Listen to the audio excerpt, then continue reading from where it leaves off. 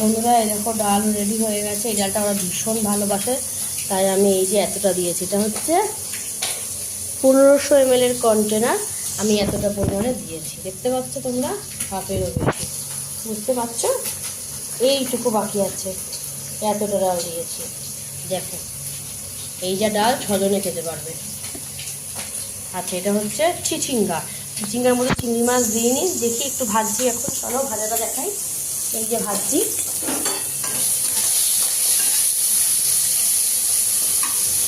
সুন্দর করে ভেজে নিচ্ছি, নাহলে তো বাজে গন্ধ লাগে। এই যে পাঁপড় ভাজলাম, এবার প্যাকিং করব।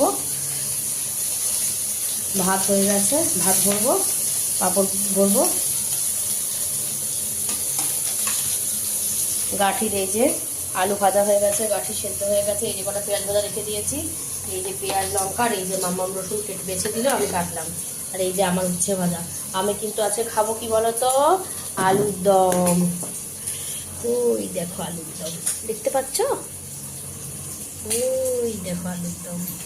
কালকে আলুর দম করেছি সেটা, ওটা হচ্ছে আজকে আমার দুপুরে কি। আর এই যে মামামের মাছ কালকে রান্না করলাম না, মাছ রয়েছে। আর এই হাঁড়িতে একটু ভাত আছে, এই হাঁড়িতে ওর হয়ে যাবে। আমি আজকে রুটি আর কি খাবো, আলুর দম। গুড। আমি নাকি মোটা, বুঝেছো বন্ধুরা? তোমরা কমেন্টস করো তো, আমি মোটা নাকি আমি রোগা। মোটা হলে মোটাই বলো, রোগা হলে রোগা বলো।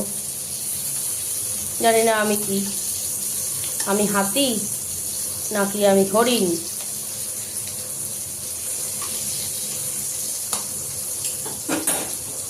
তো চলো আবার পরে আসছি। হ্যাঁ বন্ধুরা, এই দেখো আমি পাঁপড় দিয়ে দিচ্ছি ওর সাথে। আজকে বেগুন ভাজার সময় নেই। এই যে চিচিঙ্গা আবার একটুখানি কী বলে তোর নাম, চিংড়ি দিয়ে, চিংড়ির কটা মাথা দিলাম, চিংড়ি ভাজ মাছ দিয়ে পুরো নিয়ে। এই যে চিংড়ি, আলুটা এরকম আসছে, একদম বাজে আসছে আলুটা। তো এই যে ডাল, ডালের এখানেই রাখি, তাহলে ভালো বুঝতে পারবে। তো ঠিক আছে, বেশি আর বুঝে কাজ নেই। যদি সৌভাগ্য হয় তোমাদের অবশ্যই একদিন রান্না করে আমি সবাইকে খাওয়াবো। আচ্ছা, এটা হচ্ছে কচুর গাঠি, আলু আর চিংড়ি সব সেদ্ধ হয়ে গেছে।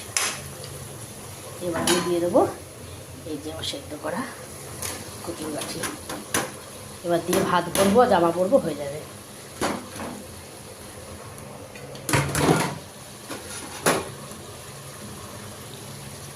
চিচিঙ্গা চলে গেছিলো একটুখানি, দেখো।